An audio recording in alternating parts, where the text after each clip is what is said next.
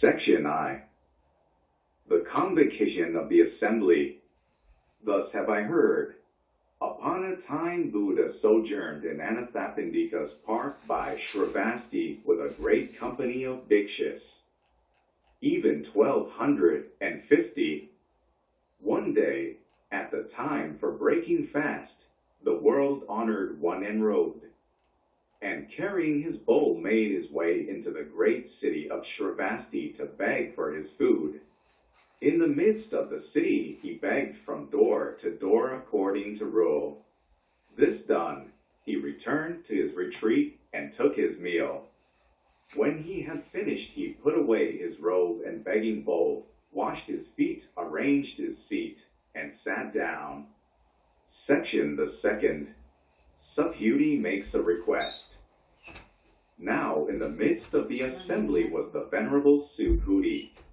Forthwith he arose, uncovered his right shoulder, knelt upon his right knee, and, respectfully raising his hands with palms joined, addressed Buddha thus, world-honored one. If good men and good women seek the consummation of incomparable enlightenment, by what criteria should they abide, and how should they control their thoughts? Buddha said, very good, Subhuti. Just as you say, the Tathagata is ever mindful of all the bodhisattvas, protecting and instructing them well. Now listen and take my words to heart. I will declare to you by what criteria good men and good women seeking the consummation of incomparable enlightenment should abide, and how they should control their thoughts. Said Subhuti, pray, do, world-honored one. With joyful anticipation we long to hear. Section the third. The real teaching of the Great Way. Buddha said, Subhuti, all the bodhisattva heroes should discipline their thoughts as follows. All living creatures of whatever class born from eggs, from worms, from moisture, or by transformation, whether with form or without form, whether in a state of thinking or exempt from thought necessity, or wholly beyond all thought realms, all these are caused by me to attain unbounded liberation nirvana. Yet when vast, uncountable, immeasurable numbers of beings have thus been liberated, verily no being has been liberated. Why is this, Subhuti? It is because no bodhisattva who is a real bodhisattva cherishes the idea of an ego entity, a personality, a being, or a separated individuality. Section the fourth. Even the most beneficent practices are relative. Furthermore, Subhuti, in the practice of charity a bodhisattva should be detached. That is to say, he should practice charity without regard to appearances, without regard to sound, odor, touch, flavor, or any quality. Subhuti, thus should the bodhisattva practice charity without attachment. Wherefore, in such a case his merit is incalculable. Subhuti, what do you think? Can you measure all the space extending eastward? No, world-honored one, I cannot. Then can you, Subhuti, measure all the space extending southward, westward, northward, or in any other direction, including nadir and zenith? No, world-honored one, I cannot. Well, Subhuti, equally incalculable is the merit of the bodhisattva who practices charity without any attachment to appearances. Subhuti, bodhisattvas should persevere one-pointedly in this instruction. Section B. Understanding the ultimate principle of reality. Subhuti, what do you think? Is the Tathagata to be recognized by some material characteristic? No, world-honored one, the Tathagata cannot be recognized by any material characteristic. Wherefore?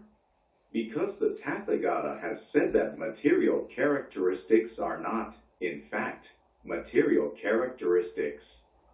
Buddha said, Subhuti, wheresoever are material characteristics there is delusion, but whoso perceives that all characteristics are in fact no characteristics perceives the Tathagata. Section the 6th. Rare is true faith. Subhuti said to Buddha, World-honored one, will there always be men who will truly believe after coming to hear these teachings? Buddha answered, Subhuti, do not utter such words. At the end of the last 500-year period following the passing of the Tathagata, there will be self-controlled men, rooted in merit, coming to hear these teachings, who will be inspired with belief. But you should realize that such men have not strengthened their root of merit under just one Buddha, or two Buddhas, or three, or four, or five Buddhas, but under countless Buddhas, and their merit is of every kind. Such men, coming to hear these teachings, will have an immediate rising of pure faith. Subhuti and the Tathagata will recognize them. Yes, he will clearly perceive all these of pure heart, and the magnitude of their moral excellences. Wherefore? It is because such men will not fall back to cherishing the idea of an ego entity, a personality, a being, or a separated individuality. They will neither fall back to cherishing the idea of things as having intrinsic qualities, nor even of things as devoid of intrinsic qualities. Wherefore? Because if such men allowed their minds to grasp and hold on to anything, they would be cherishing the idea of an ego entity, a personality, a being, or a separated individuality, and if they grasped and held on to the notion of things as having intrinsic qualities, they would be cherishing the idea of an ego entity, a personality, a being, or a separated individuality. Likewise, if they grasped and held on to the notion of things as devoid of intrinsic qualities, they would be cherishing the idea of an ego entity, a personality, a being, or a separated individuality. So you should not be attached to things as being possessed of or devoid of intrinsic qualities. This is the reason why the Tathagata always teaches this saying, my teaching of the good law is to be likened unto a raft. Does a man who has safely crossed a flood upon a raft continue his journey carrying that raft upon his head? The Buddha teaching must be relinquished. How much more so misteaching? Section the 7th. Great ones, perfect beyond learning, utter no words of teaching.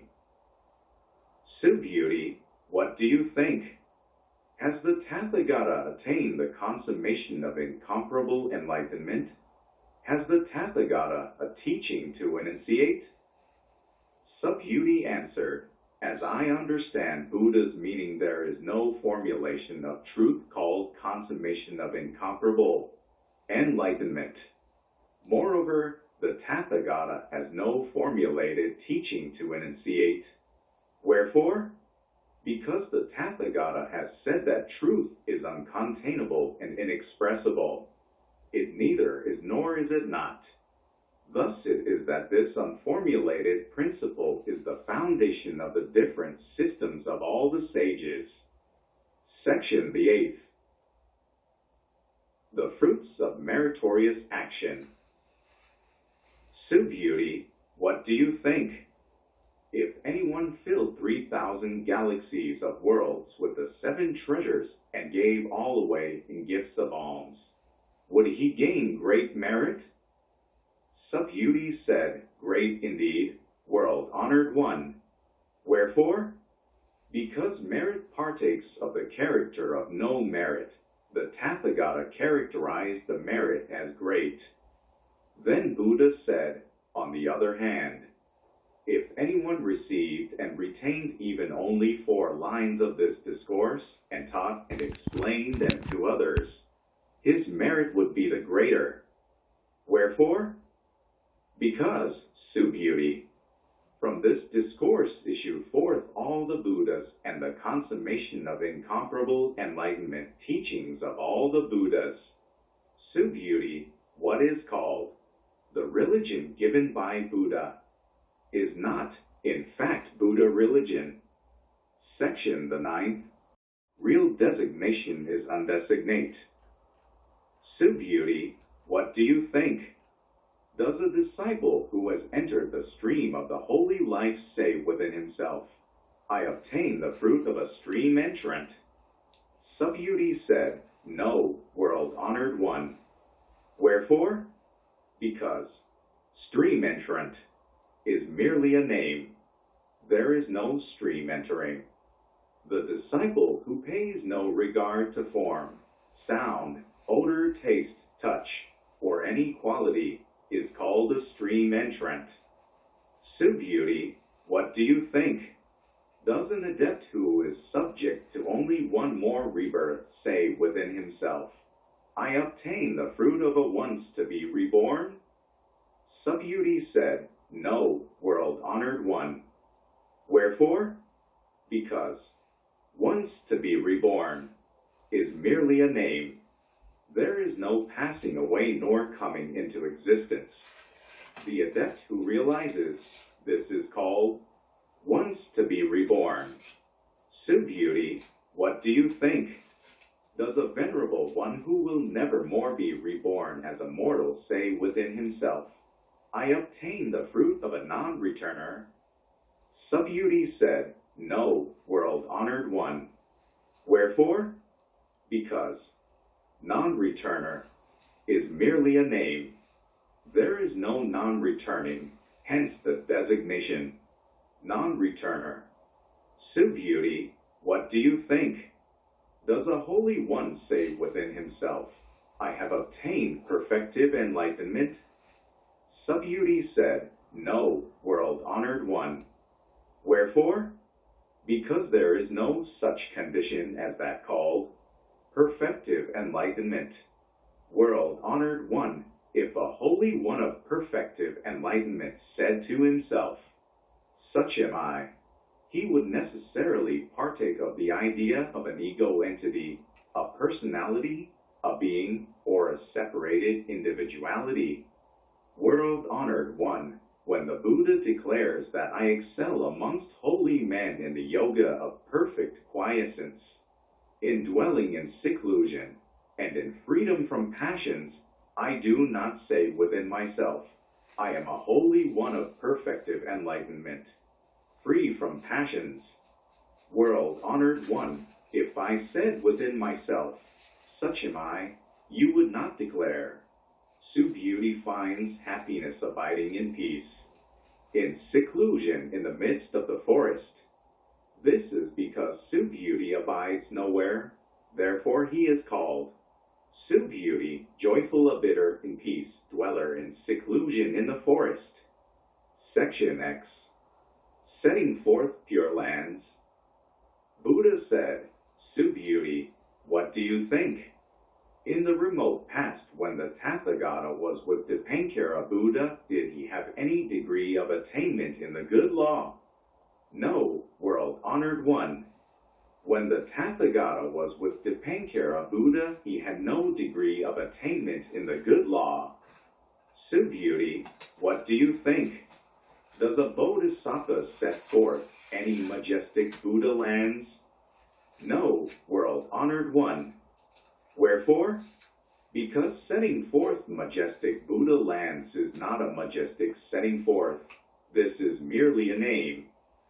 Then Buddha continued, therefore, Sue Beauty, all bodhisattvas, lesser and great, should develop a pure, lucid mind, not depending upon sound, flavor, touch, odor, or any quality. A bodhisattva should develop a mind which lights upon no thing whatsoever, and so should he establish it.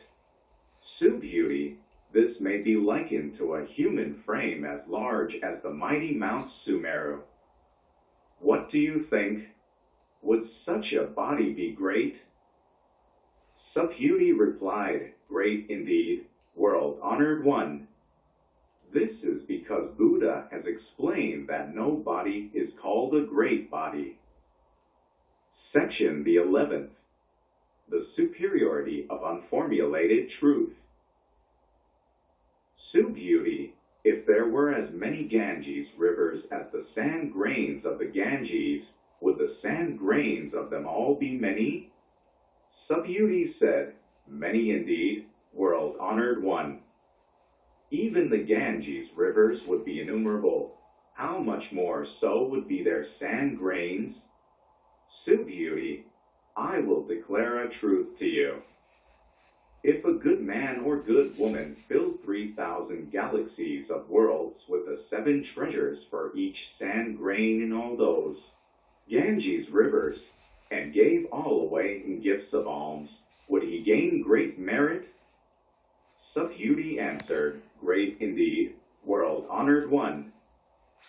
Then Buddha declared, Nevertheless, Subhuti, if a good man or good woman studies this discourse only so far as to receive and retain 4 lines, and teaches and explains them to others, the consequent merit would be far greater.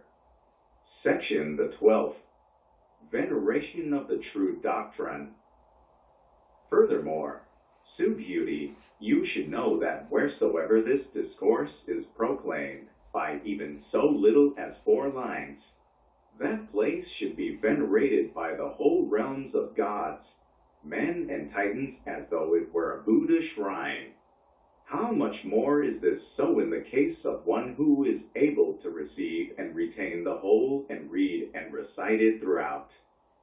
Subhuti, you should know that such a one attains the highest and most wonderful truth.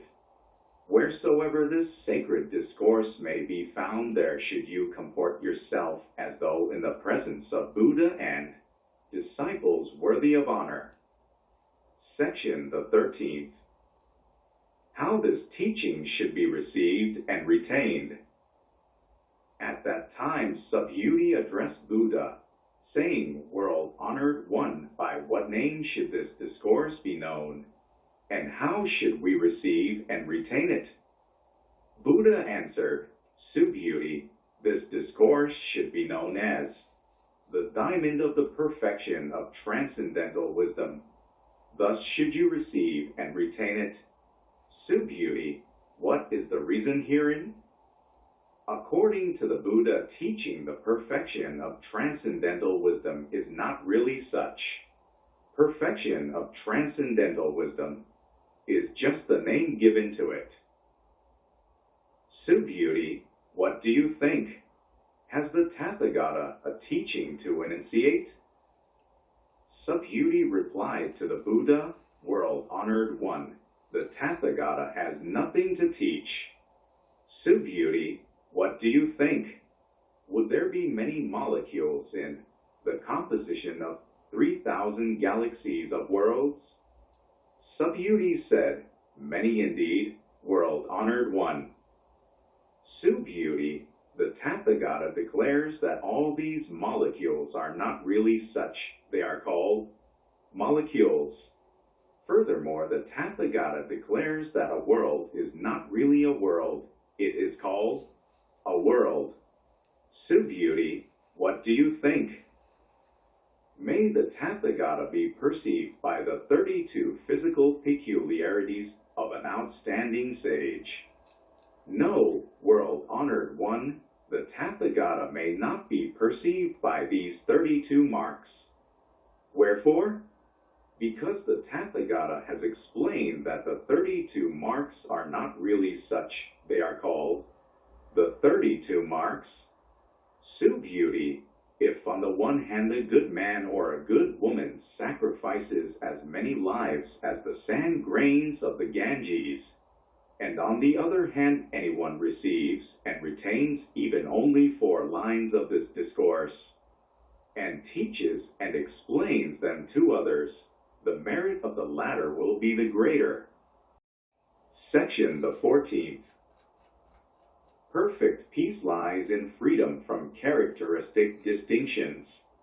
Upon the occasion of hearing this discourse, Subhuti had an interior realization of its meaning and was moved to tears. Whereupon he addressed the Buddha thus, "It is a most precious thing, world-honored one, that you should deliver this supremely profound discourse.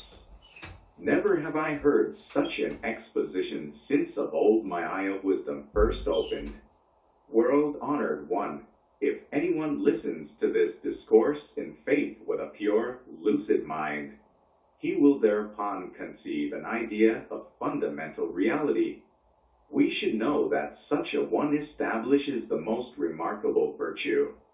World-honored one, such an idea of fundamental reality is not, in fact, a distinctive idea. Therefore the Tathagata teaches, idea of fundamental reality is merely a name.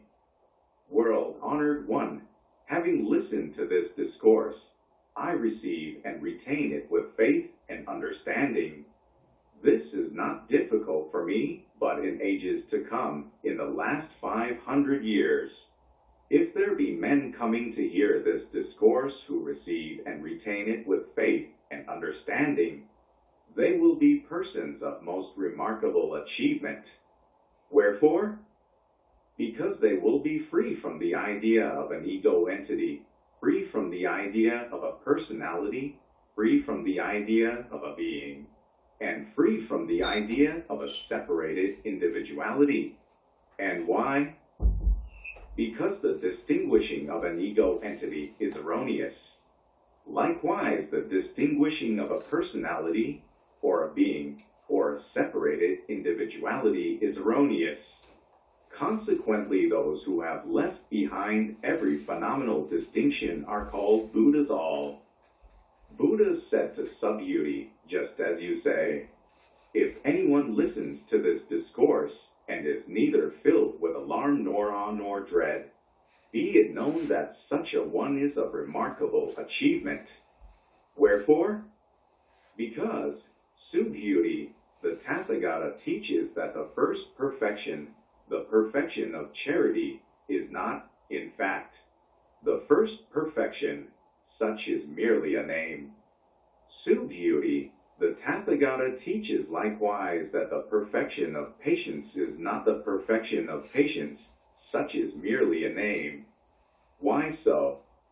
It is shown thus, Subhuti, when the Raja of Kalinga mutilated my body, I was at that time free from the idea of an ego entity, a personality, a being, and a separated individuality. Wherefore? Because then when my limbs were cut away piece by piece, had I been bound by the distinctions aforesaid, feelings of anger and hatred would have been aroused in me. Subhuti, I remember that long ago, sometime during my past 500 mortal lives, I was an ascetic practicing patience. Even then was I free from those distinctions of separated selfhood.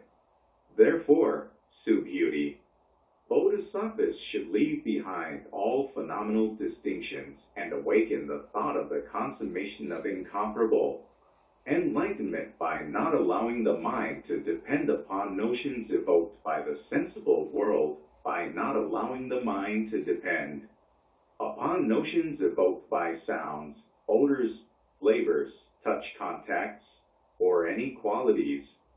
The mind should be kept independent of any thoughts which arise within it. If the mind depends upon anything, it has no sure haven. This is why Buddha teaches that the mind of a bodhisattva should not accept the appearances of things as a basis when exercising charity. Subhuti, as bodhisattvas practice charity for the welfare of all living beings, they should do it in this manner. Just as the Tathagata declares that characteristics are not characteristics, so he declares that all living beings are not, in fact, living beings. Subhuti, The Tathagata is he who declares that which is true, he who declares that which is fundamental, he who declares that which is ultimate. He does not declare that which is deceitful, nor that which is monstrous. Subhuti, that truth to which the Tathagata has attained, is neither real nor unreal. Subhuti, if a bodhisattva practices charity with mind attached to formal notions, he is like unto a man groping sightless in the gloom. But a bodhisattva who practices charity with mind detached from any formal notions is like unto a man with open eyes in the radiant glory of the morning, to whom all kinds of objects are clearly visible. Subhuti, if there be good men and good women in future ages, able to receive, read, and recite this discourse in its entirety, the Tathagata will clearly perceive and recognize them by means of his Buddha knowledge, and each one of them will bring immeasurable and incalculable merit to fruition. Section the 15th. The incomparable value of this teaching. Subhuti, if on one hand, a good man or a good woman performs in the morning as many charitable acts of self-denial as the sand grains of the Ganges, and performs as many again in the noonday and as many again in the evening, and continues so doing throughout numberless ages. And on the other hand, anyone listens to this discourse with heart of faith and without contention, the latter would be the more blessed. But how can any comparison be made with one who writes it down, receives it, retains it, and explains it to others? Subhuti, we can summarize the matter by saying that the full value of this discourse can neither be conceived nor estimated, nor can any limit be set to it. The Tathagata has declared this teaching for the benefit of initiates of the Great Way. He has declared it for the benefit of initiates of the Supreme Way. Whosoever can receive and retain this teaching, study it, recite it, and spread it abroad will be clearly perceived and recognized by the Tathagata, and will achieve a perfection of merit beyond measurement or calculation, a perfection of merit unlimited and inconceivable. In every case, such a one will exemplify the Tathagata consummation of the incomparable enlightenment. Wherefore?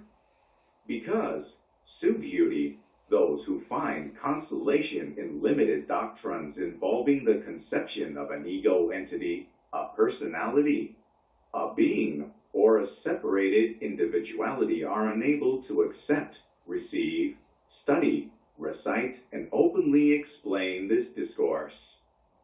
Subhuti, in every place where this discourse is to be found, the whole realms of gods, men, and titans should offer worship, for you must know that such a place is sanctified like a shrine, and should properly be venerated by all with ceremonial obeisance and circumambulation, and with offerings of flowers and incense.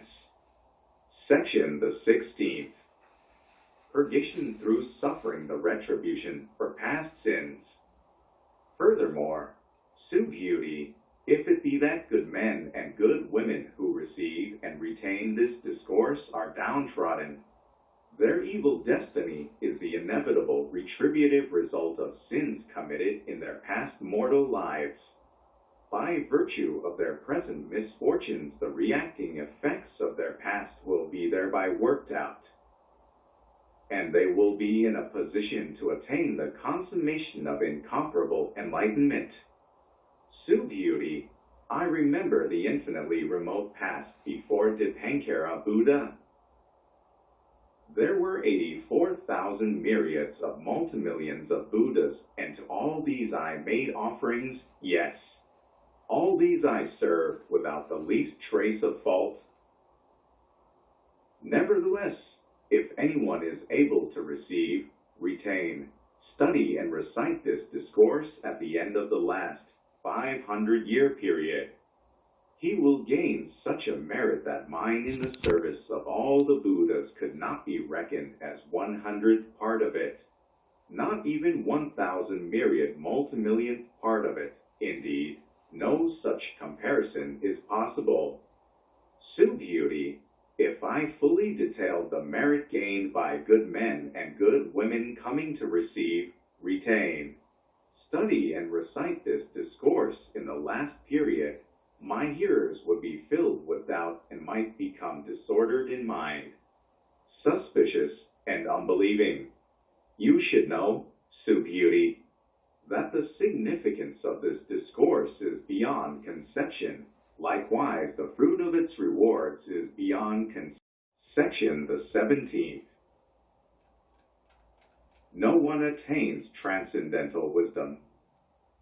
At that time, Subhuti addressed Buddha, saying, World-honored one, if good men and good women seek the consummation of incomparable enlightenment, by what criteria should they abide and how should they control their thoughts? Buddha replied to Subhuti, good men and good women seeking the consummation of incomparable enlightenment must create this resolved attitude of mind. I must liberate all living beings, yet when all have been liberated, verily not any one is liberated. Wherefore, if a bodhisattva cherishes the idea of an ego entity, a personality, a being, or a separated individuality, he is consequently not a bodhisattva, Subhuti. This is because in reality there is no formula which gives rise to the consummation of incomparable enlightenment. Subhuti, what do you think?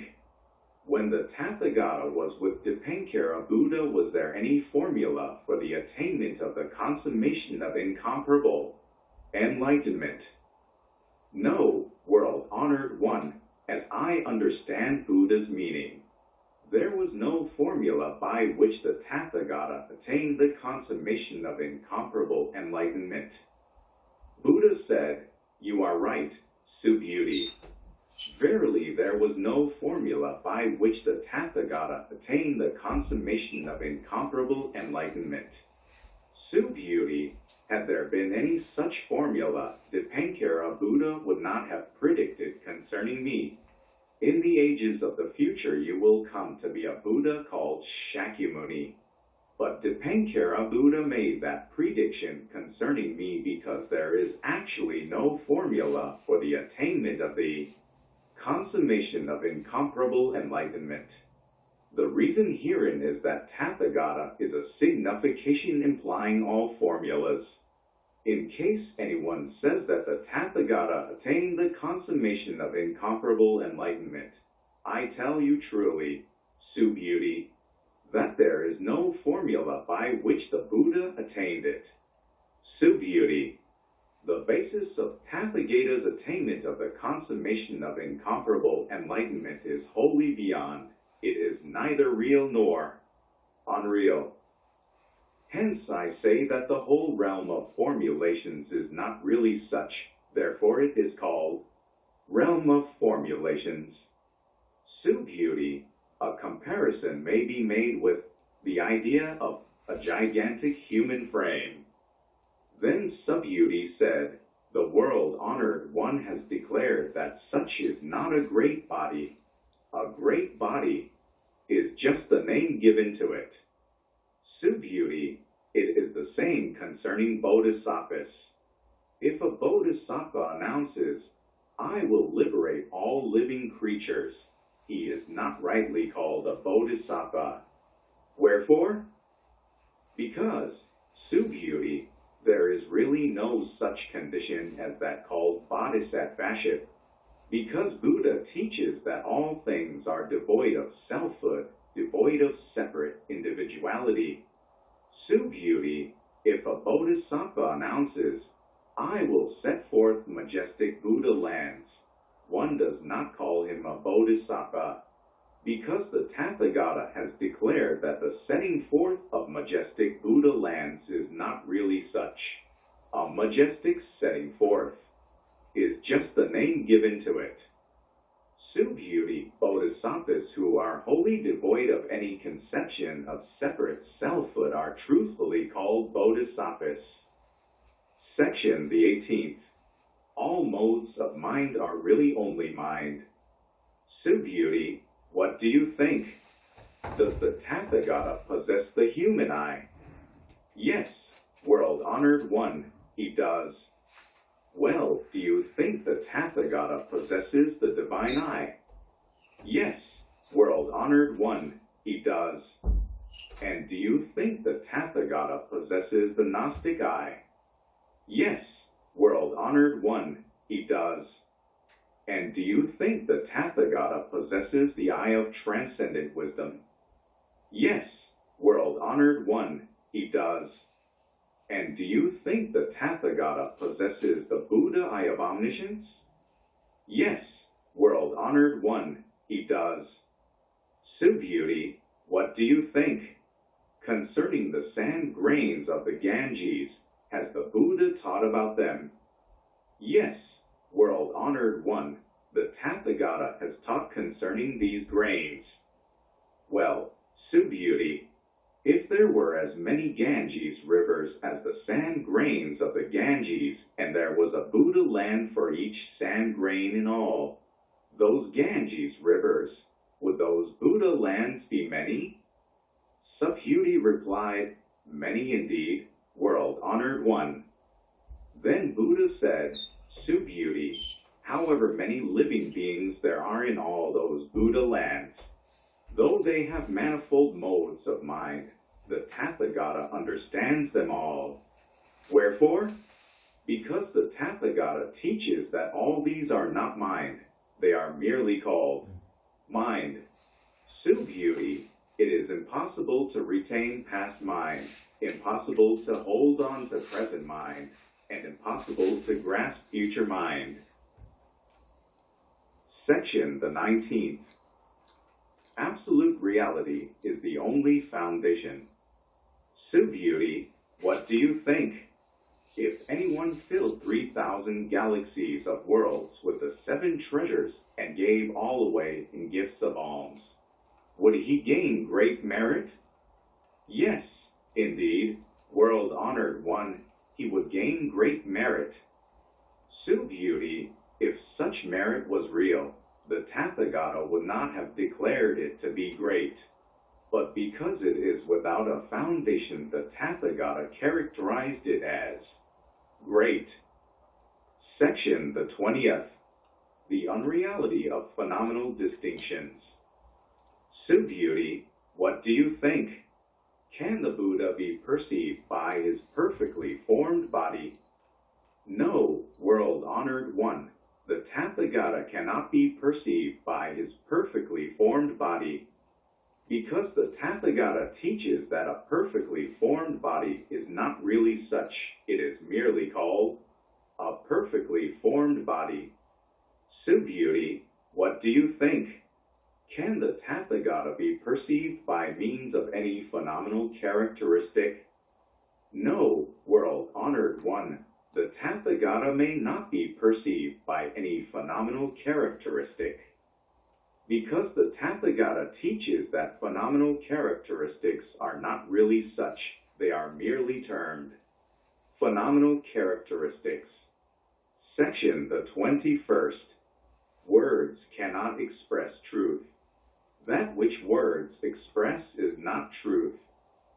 Subhuti, do not say that the Tathagata conceives the idea, I must set forth a teaching. For if anyone says that the Tathagata sets forth a teaching, he really slanders Buddha and is unable to explain what I teach. As to any truth-declaring system, truth is undeclarable. So, an enunciation of truth is just the name given to it. Thereupon, Subhuti spoke these words to Buddha, world-honored one. In the ages of the future, will there be men coming to hear a declaration of this teaching who will be inspired with belief? And Buddha answered, Subhuti, those to whom you refer are neither living beings nor not living beings. Wherefore? Because living beings. Subhuti, these living beings are not really such, they are just called by that name. Section the 22nd. It cannot be said that anything is attainable. Then Subhuti asked Buddha, world-honored one, in the attainment of the consummation of incomparable enlightenment, did Buddha make no acquisition whatsoever? Buddha replied, just so, Subhuti. Through the consummation of incomparable enlightenment, I acquired not even the least thing. Therefore it is called consummation of incomparable enlightenment. Section the 23rd. The practice of good works purifies the mind. Furthermore, Subhuti, this is altogether everywhere, without differentiation or degree. Therefore it is called consummation of incomparable enlightenment. It is straightly attained by freedom from separate personal selfhood and by cultivating all kinds of goodness. Subhuti, though we speak of goodness, the Tathagata declares that there is no goodness, such is merely a name. Section the 24th. The incomparable merit of this teaching. Subhuti, if there be one who gives away in gifts of alms a mass of the 7 treasures equal in extent to as many mighty Mount Sumerus as there would be in 3,000 galaxies of worlds, and if there be another who selects even only 4 lines from this discourse upon the perfection of transcendental wisdom, receives and retains them, and clearly expounds them to others, the merit of the latter will be so far greater than that of the former that no conceivable comparison can be made between them. Section the 25th. The illusion of ego. Subhuti, what do you think? Let no one say the Tathagata cherishes the idea, I must liberate all living beings. Allow no such thought, Subhuti. Wherefore? Because in reality there are no living beings to be liberated by the Tathagata. If there were living beings for the Tathagata to liberate, he would partake in the idea of selfhood, personality entity, and separate individuality. Subhuti, though the common people accept egoity as real, the Tathagata declares that ego is not different from non-ego. Subhuti, those whom the Tathagata referred to as common people, are not really common people, such is merely a name. Section the 26th. The body of truth has no marks. Subhuti, what do you think? May the Tathagata be perceived by the 32 marks of a great man? Subhuti answered, no, the Tathagata may not be perceived thereby. Then Buddha said, Subhuti, if the Tathagata may be perceived by such marks, any great imperial ruler is the same as the Tathagata. Subhuti then said to Buddha, world-honored one, as I understand the meaning of Buddha's words, the Tathagata may not be perceived by the 32 marks. Whereupon the world-honored one uttered this verse, who sees me by form, who seeks me in sound, perverted are his footsteps upon the way, for he cannot perceive the Tathagata.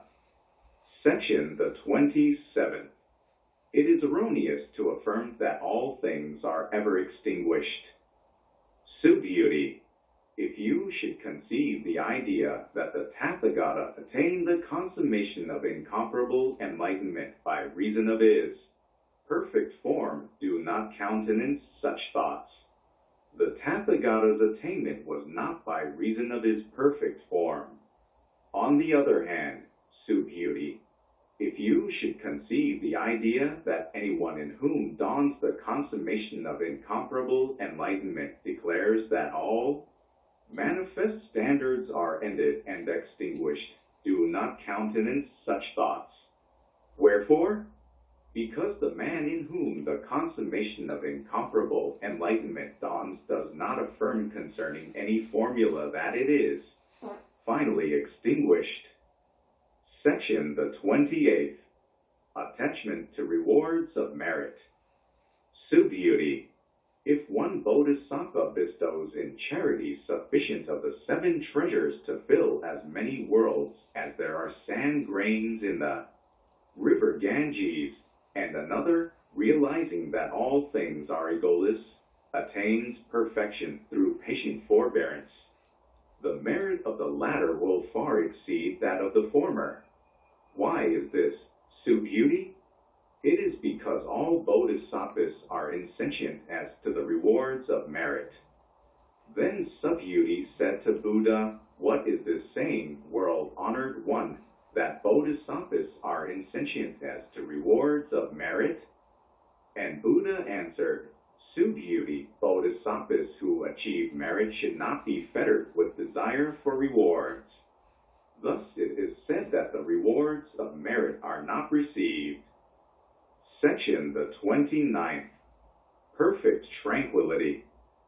Subhuti, if anyone should say that the Tathagata comes or goes or sits or reclines, he fails to understand my teaching. Why? Because Tathagata has neither whence nor whither. Therefore is he called Tathagata. Section the 30th. The integral principle.